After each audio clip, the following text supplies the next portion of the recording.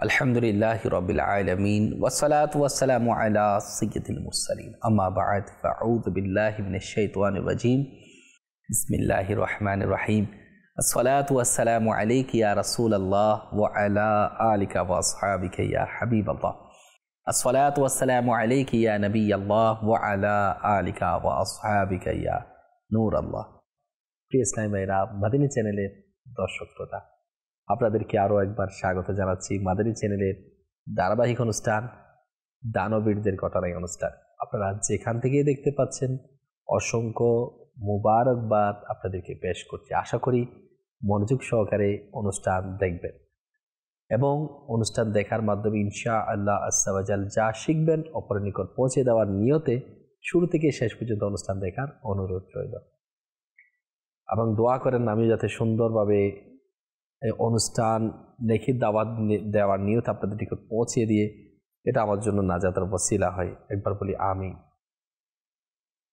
শুরুতে দরুদে পাকের ফজিলত আমরা শুনব।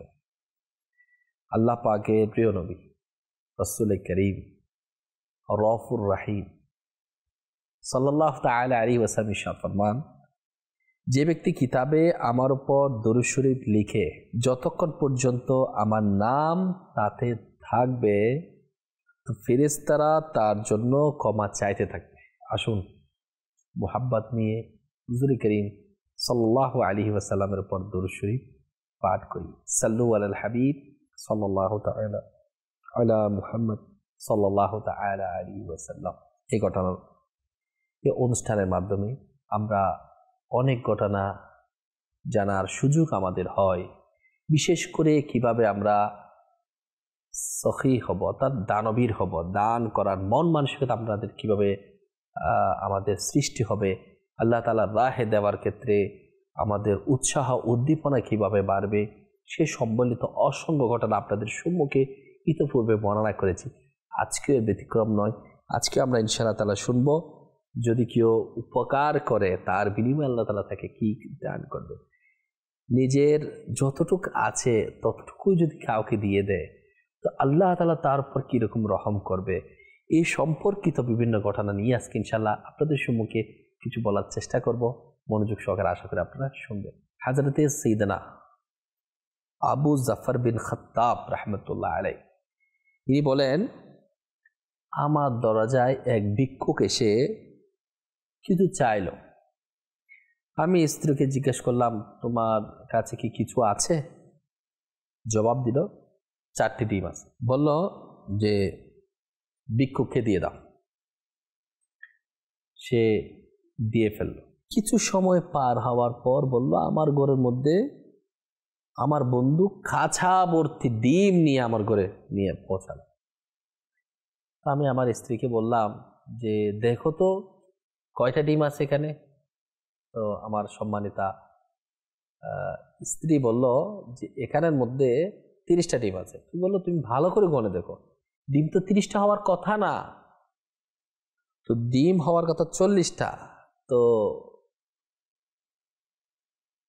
ওই আল্লাহওয়ালার স্ত্রী বলল এখানে 30টা ডিম আছে আর 10টা ভাঙা ডিম আছে, সব মিলে 40টা। তো হযরতে শেখ আল্লামা ইয়াফি ইয়ামানি রাহমাতুল্লাহ আলাইহি এই ঘটনা বর্ণনা করেন যে ভিক্ষুকে যে ডিম দেওয়া হয়েছিল তাতে 3টা ডিম ঠিক ছিল এবং 1টি ভাঙা ছিল। তো আল্লাহ তাআলা প্রতিটি ডিমের বিনিময়ে একের বিনিময়ে 10 দান করেছেন। তো ভালো ডিমের বদলায় ভালো ডিম এবং যে ডিমটি ভাঙা ছিল ওই ভাঙার কারণে আল্লাহ সুবহানাহু ওয়া তাআলা ওই ভাঙা ছিল তাকে তো ডিমটা ফেটে যায়, আল্লাহ তাআলা ওই ভাঙা ডিমে ভাঙা 10টি দান করেছেন। মোট 40টা ডিম আল্লাহ পাকের মেহেরবানিতে সে পেয়ে গিয়েছে। দেখুন আল্লাহ তাআলার রাহে যারা আল্লাহ পাকের সন্তুষ্টির জন্য আল্লাহ পাকের রাহে দেয় তো আল্লাহ তাআলা তাদের উপর কেমন খুশি হয়। তো আমাদেরকে প্রতিদিন পরকালের চিন্তা করে প্রতিদান লাভের আশায়, সওয়াব পাওয়ার আশায়, আল্লাহকে খুশি করার আশায় আমাদের উচিত আল্লাহ পাকের রাহে সব সময় দৈনন্দিন জীবনে প্রতিদিন কিছু না কিছু আল্লাহ তাআলার রাহে খরচ করা। অনেক সময় হাতোহাত এর বিনিময়ে 10 গুণ আরো বহুগুণ পাওয়া যায়। আখিরাতের একটা ফয়সালা রয়েছে। যেমন আল্লাহ সুবহানাহু ওয়া তাআলা ইরশাদ ফরমান, যেটা সূরা আনআমের 160 নং আয়াত আল্লাহ তাআলা ইরশাদ ফরমান কাজুল ঈমান থেকে করবা, যে ব্যক্তি একটা সৎকর্ম করবে, একটা সৎকর্ম করবে, তবে তার জন্য তদনুরূপ 10 গুণ রয়েছে। সৎকর্ম করেছেন, এর প্রতিদান হচ্ছে দয়া। তা আল্লাহ তাআলা দয়ার সাগরের মধ্যে অভাব তো নাই, একের বিনিময়ে 10 না হলে 70, না হলে 700 গুণ, এমনকি আল্লাহ যতটুকু চায় ততটুকু দয়ার পরিমাণে আপনাকে দান করবেন। আমরা যাতে বুঝার চেষ্টা করি, মুহাব্বত, ভালোবাসা, আন্তরিকতা নিয়ে, আল্লাহ রাসূলের মুহাব্বতে, দ্বীন ইসলাম শিখার জন্য, জানার জন্য, বুঝার জন্য আমরা সবাই মিলে আসুন নেকি করার মধ্যে নিজেকে দাবি করি, নেকি সমূহ অর্জন করি। হযরত শেখ আবু বকর শিবলি রাহমাতুল্লাহ আলাইহি একদিন নিজের 40 জন মুরিদের কাফেলার সঙ্গে বাগদাদ শহর থেকে বাইরে গেলেন। এক জায়গায় পৌঁছে তিনি রাহমাতুল্লাহ আলাইহি বললেন, হে লোকেরা, আল্লাহ তাআলা নিজের বান্দাদের রিজিকের জিম্মাদার। অতঃপর তিনি 28 পারা সূরা তালাকের 2য় এবং 3য় নং আয়াত কারিমার অংশটুকু তেলাওয়াত করলেন। কানজুল ঈমান থেকে অনুবাদ। এবং আল্লাহকে ভয় করো, আল্লাহ তার জন্য মুক্তির পথ বের করে দিবেন এবং তাকে সেখান থেকে জীবিকা দিবেন যেখানে তার কল্পনাও থাকে না। এবং যে আল্লাহ তাআলার উপর ভরসা করে তবে তিনিই তার জন্য যথেষ্ট। আল্লাহর উপর ভরসা যদি পাকা পুক্ত মজবুত হয়, তো আল্লাহ তাআলা ওইরকম ভাবে এমন জায়গা থেকে দিবে, এমন ভাবে ব্যবস্থা করে দিবে, এটা আমাদের কল্পনায় আনার সম্ভব না। এটা বলার পর মুরিদদের সেখানে তিনি রাহমাতুল্লাহ আলাইহি কোথাও চলে গেলেন। সমস্ত মুরিদ 3 দিন পর্যন্ত সেখানে ক্ষুধার্ত অবস্থায় পড়ে রইলেন। চতুর্থ দিন হযরত সাইয়েদনা শেখ আবু বকর শিবলি রাহমাতুল্লাহ আলাইহি ফিরে আসলেন আর বললেন, হে লোকেরা, আল্লাহ তাআলার বান্দাদের জন্য রিজিক তালাশের অনুমতি দিয়েছেন। সূরা মুলুকের 15 নং আয়াত আল্লাহ সুবহানাহু ওয়া তাআলা ইরশাদ ফরমান, তিনি হন যিনি তোমাদের জন্য ভূপৃষ্ঠকে সুগম করে দিয়েছেন, সুতরাং সেটার রাস্তাগুলো দিয়ে চলো এবং আল্লাহ তাআলার জীবিকাগুলো থেকে আহার করো। এজন্য তোমরা নিজেদের মধ্যে কাউকে পাঠিয়ে দাও, আশা করি সে কিছু না কিছু খাবার নিয়ে আসবে। মুরিদরা এক নিঃস্ব ব্যক্তিকে বাগদাদ শহরে পাঠালেন। অলি গলিতে ঘুরতে থাকলে কিন্তু রুজি পাওয়ার কোনো পথ বের হলো না। ক্লান্ত হয়ে এক জায়গায় বসে গেলেন। ওই যেখানে বসে গেলেন কাছে এক অমুসলিম ডাক্তারের চেম্বার ছিল। সে ডাক্তার খুবই অভিজ্ঞ এবং নব্বাজ বলতে নাড়ি টিপে চিকিৎসক অনুভব করতে পারেন এমন, অর্থাৎ নাড়ি চিপ দিলে, ধরলে সে বুঝতে পারেন কি রোগ তার ছিল। শুধুমাত্র নাড়ি দেখেই রোগীর অবস্থা নিজে বলে দিতেন। সবাই চলে গেল। তিনি ওই দরবেশটিকেও, ওই কাফেলাওয়ালাদের একজন, যিনি বাগদাদ শরীফে ঘোরাফেরা করার পরে অসহায় অবস্থায় যে পড়ে গেল, যে কোনো কাজকর্ম পেল না, ওই দরবেশটাকে রোগী মনে করে ডাকলেন। আর নাড়ি দেখার পর রুটি, তরকারি ও হালুয়া আনলেন এবং তা দিয়ে বললেন, আপনার রোগের এটাই ওষুধ। কি দিলেন? রুটি, তরকারি, হালুয়া আনলেন এবং তা দিয়ে বললেন, আপনার রোগের জন্য এটাই ওষুধ। দরবেশ ডাক্তারকে বললেন, এই ধরনের আরো 40 জন রোগী আছে, আপনি আমাকে দিচ্ছেন আমার রোগের জন্য এই ওষুধগুলো, যে রুটি, তরকারি, হালুয়া, তো এরকম তো আরো 40 জন আছে রোগী। ডাক্তার কর্মচারীদের মাধ্যমে 40 জন লোকের জন্য ওই ধরনের খাবার আনিয়ে দরবেশের সাথে পাঠিয়ে দিলেন আর নিজেও চুপে চুপে ওই দরবেশের পেছনে যেতে লাগলেন। খাবার যখন হযরতে শেখ আবু বকর শিবলি রাহমাতুল্লাহ আলাইহির সামনে হাজির করা হলো, তখন তিনি রাহমাতুল্লাহ আলাইহি খাবারের হাত লাগিয়ে বললেন, দরবেশ, এই খাবার আশ্চর্য রহস্য গোপন রয়েছে। খাবার আনয়নকারী দরবেশ সম্পূর্ণ ঘটনা বললেন। খাবার যে আনলেন ওই দরবেশটা সম্পূর্ণ ঘটনা বললেন। দেখেন, খাবার পাওয়ার সাথে সাথে ওই 40 জন কাফেলাওয়ালারা আবু বকর শিবলি রাহমাতুল্লাহ আলাইহি এই খাবারটা গ্রহণ করছেন না, বলছে এখানে আশ্চর্যজনক কোনো ঘটনা লুকিয়ে আছে। তখন পরিপূর্ণভাবে জিনিসটা বর্ণনা করলেন যে আমি পড়েছিলাম একজন ডাক্তার, তিনি নাড়ি বুড়ি দেখে বুঝতে পারলেন এর খাবারের প্রয়োজন। তো ওই অমুসলিম খ্রিস্টান যে আমাদের সাথে এর উত্তম আচরণ করেছিলেন, আমরা কি এটার কোনো প্রতিদান না দিয়ে এমনি খাবার খেয়ে নিব, যে এটার প্রতিদান না দিয়ে, যে আমাদেরকে উপকার করলো তার প্রতিদান না দিয়ে এমনি কি আমরা খাবার খেয়ে নিব? তো মুরিদরা আরজ করলেন, আলী যা, আমরা নিঃস্ব লোক, তাকে কি দিতে পারি? হযরতে শেখ আবু বকর শিবলি রহমতুল্লাহ আলাইহি বললেন, খাবার খাওয়ার আগে তার জন্য দোয়া তো করতে পারি। তাই দোয়া করা হলো। সাথে সাথে দোয়ার প্রকাশ হলো ওই খ্রিস্টান ডাক্তার যে ওই একজন আল্লাহওয়ালাকে খাবার দিল, দরবেশকে, আরো 40 জনের ব্যবস্থা করলো, তাদের সাথে পাঠিয়ে দিল এবং পিছি পিছি চুপি চুপি সমস্ত ঘটনা অবলোকন করছে। সে সব কিছু শুনতে পেল এবং তার মধ্যে পরিবর্তন সাধিত হলো যে আমি খাবারের ব্যবস্থা করেছি ঠিক, আমার প্রতিদান না দিয়ে তারা খাবারটা খাচ্ছে না। এ তো প্রেজেন্ট ছিল না, সেখানে উপস্থিত নাই। আমরা তো মানুষকে খুশি করার জন্য অনেক কিছু বলে থাকি, মানুষের মন জয় সামনাসামনি করি, না থাকা সত্ত্বেও তার জন্য বরকতের দোয়া করলেন। তো এটার দ্বারা তার পরিবর্তন সাধিত হলো ডাক্তারের মধ্যে। তৎক্ষণাৎ তিনি হযরতে শেখ শিবলি রহমতুল্লাহ দরবারে পেশ করে দিলেন। তওবা করে কলমায়ে শাহাদাত পান করে তিনি মুসলমান হয়ে গেলেন। এবং শেখের মুরিদদের অন্তর্ভুক্ত হয়ে উচ্চ মর্যাদা লাভ করল। সুবহানাল্লাহ। আমরা জানলাম ওয়ালিদের খেদমতে দামি বানিয়ে দেয়। তো মানুষকে আহার করানো, দেখেন এখন অনেক চিকিৎসা আছে, অনাহারকে আহার করানো। একটা জিনিস খেয়াল করেন, প্রথমত তারা আল্লাহ তাআলা রিজিকের জিম্মা নিয়েছে, অবস্থান করছিল। পরবর্তীতে আয়াতে কারিমা তেলাওয়াতের পর জীবিকার অন্বেষণে একজনকে পাঠিয়ে দিয়েছেন, পাচ্ছে না, ক্ষুধার্ত অবস্থায় পড়ে গেল, চিকিৎসক চিকিৎসা দিল, বুঝতে পারলো খাবারের প্রয়োজন। যিনি অনাহারীকে আহার করে, এগুলো আল্লাহ তাআলা কোনো না কোনো মাধ্যমে রিজিকের ব্যবস্থা করে দিচ্ছে। তো অনাহারী আহার পেয়েছে, যিনি আহার করিয়েছেন, আল্লাহর ওলির দোয়ার বরকত, সুবহানাল্লাহ, শুভ দৃষ্টির বদৌলতে ঈমানের মতো নিয়ামত নসিব হয়েছে।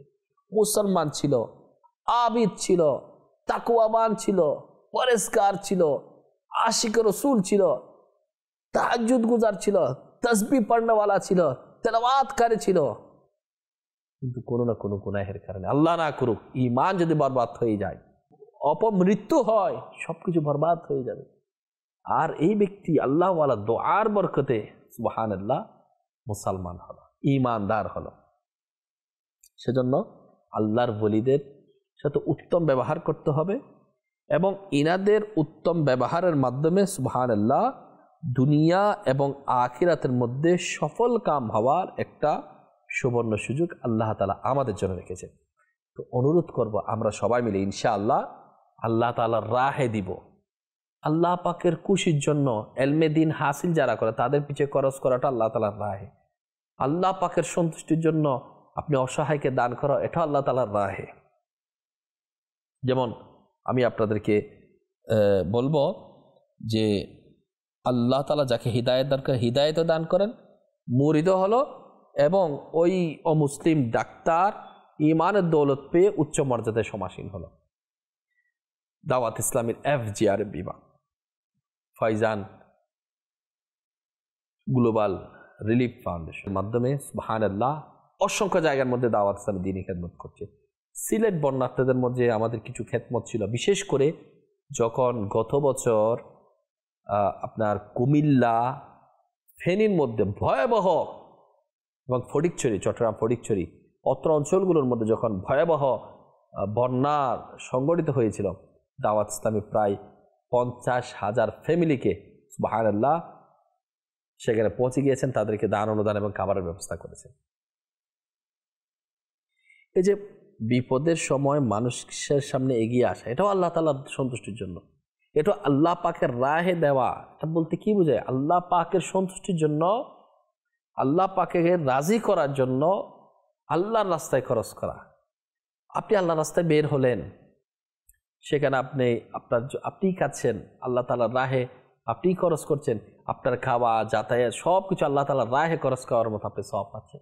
আমি এলমে দ্বীন হাসিল করার জন্য বের হয়েছি, মানবতার সেবার জন্য আলহামদুলিল্লাহ দাওয়াত ইসলামের চেষ্টা করছি। আমি আপনাদেরকে অনুরোধ করব, যারা চান যে আমরা দাওয়াত ইসলামের সাথে মিলে যে আপনি ব্যক্তিগতভাবে দিতে পারেন। অনেক সময় কোথায় কি প্রয়োজন হতে আপনার জানা নাও থাকতে পারে, ঠিক জায়গা মতো পৌঁছে দেওয়া আপনার জন্য পসিবল নাও হতে পারে।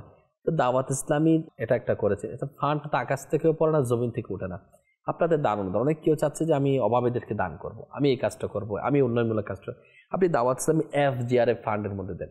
তো দাওয়াত ইসলামী যেখানে উপযুক্ত, যেখানে এই ধরনের ফান্ডটা জরুরি খরচ করার, সেখানে গিয়ে সেটা আপনি যেখানে বলবেন সেখানে পৌঁছিয়ে দিবে।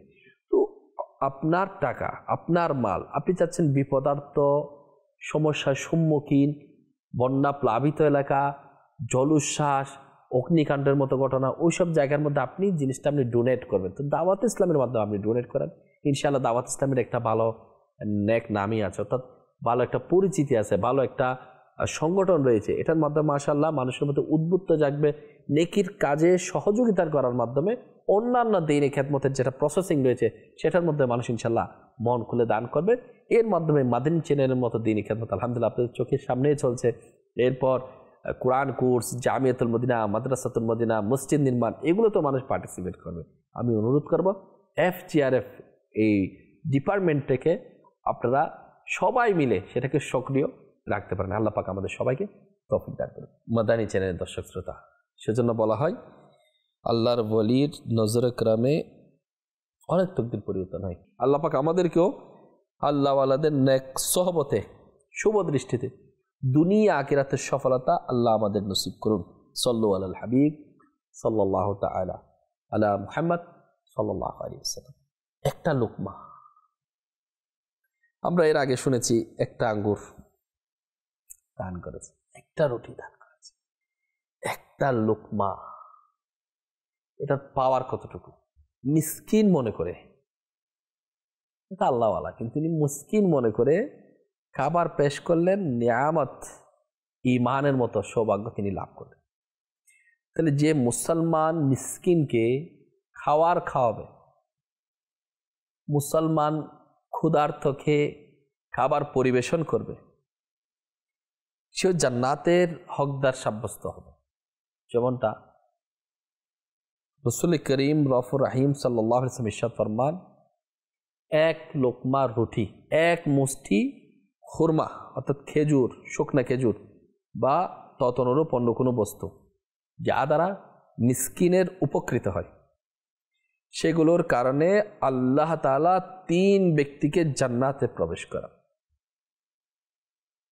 নাম্বার 1, একজন হচ্ছেন ঘরের মালিক যিনি নির্দেশ দিয়েছেন। সেকেন্ড হচ্ছেন স্ত্রী যা তা প্রস্তুত করেছেন।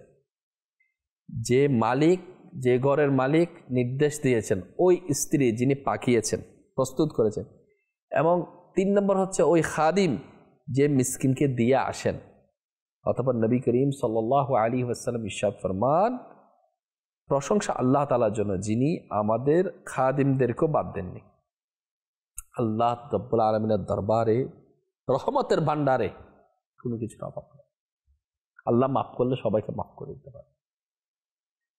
জান্নাত আল্লাহ তাআলা আল্লাহর নেক বান্দাদের জন্য করেছেন। ভালো কাজের মধ্যে পার্টিসিপেট করা, ভালো কাজের মধ্যে নিজেদেরকে শামিল করা কত বড় সওয়াবের কাজ।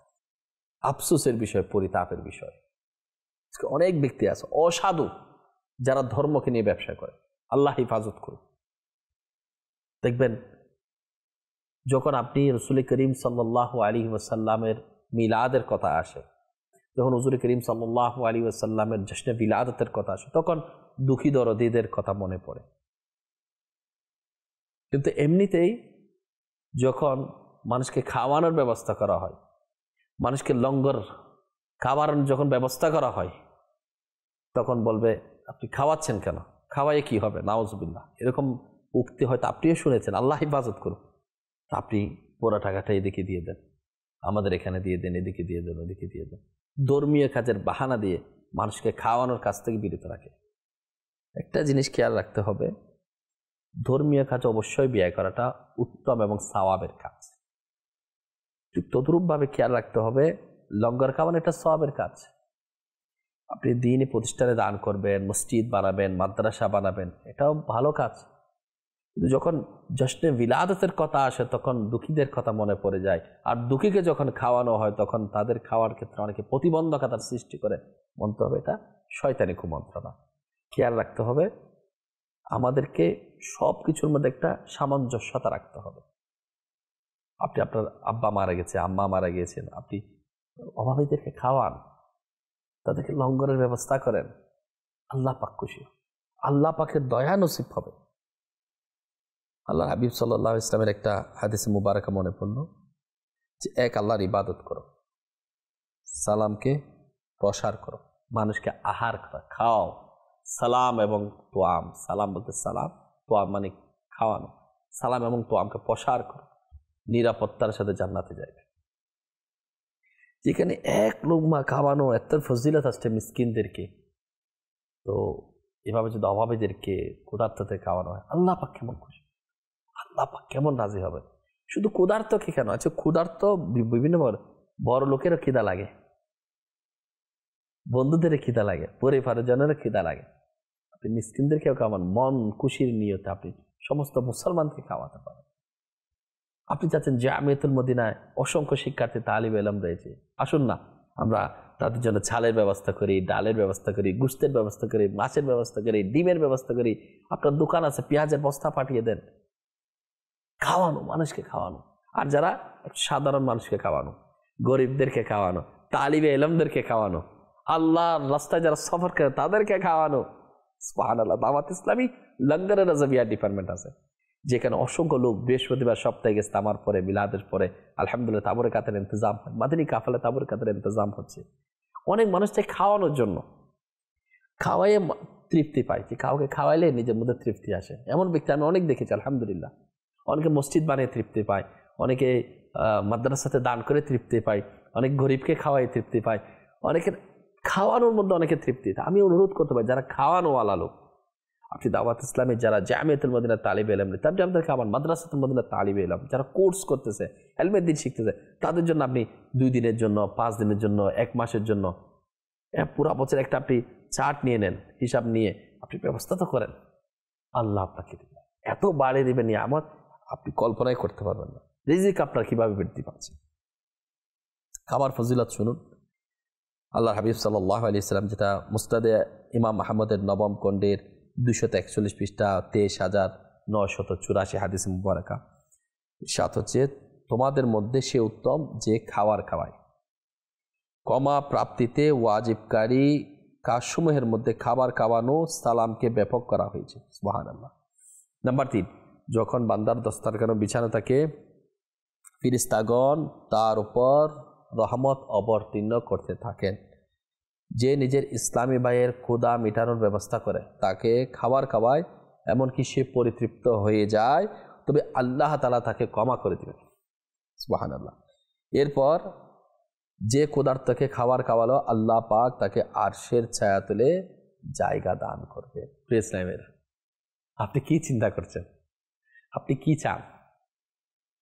নিশ্চয় আপনার মন খুশি হচ্ছে, ইস আমি এর মধ্যে যদি সামিল হই, আমি যদি পারতাম। হ্যাঁ পারবেন, আপনি পারবেন। আল্লাহ আপনাকে তৌফিক দিয়েছে, যতটুকু দিয়েছে। আল্লাহ তাআলা দেওয়া নিয়ামত থেকে আল্লাহ তাআলার পথে ব্যয় করা আমরা এমন শুনি নাই। বেশিরভাগ ঘটনা এমনই আসছে, সখী অত গুটি কয়েক আসে, বড় দানবীর তারা দান করেছে।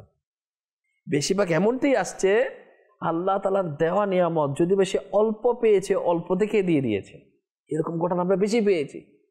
তা আল্লাহ পাক আমাদেরকে দয়া করুক। দাওয়াত ইসলামী আলহামদুলিল্লাহ মানুষকে অল্প তুষ্টির মধ্যে সন্তুষ্টি থেকে কিভাবে আল্লাহকে রাজি করবে, খুশি করবে, সেই দিক নির্দেশনা দিচ্ছে। আশা করি আমরা এর উপর আমল করব।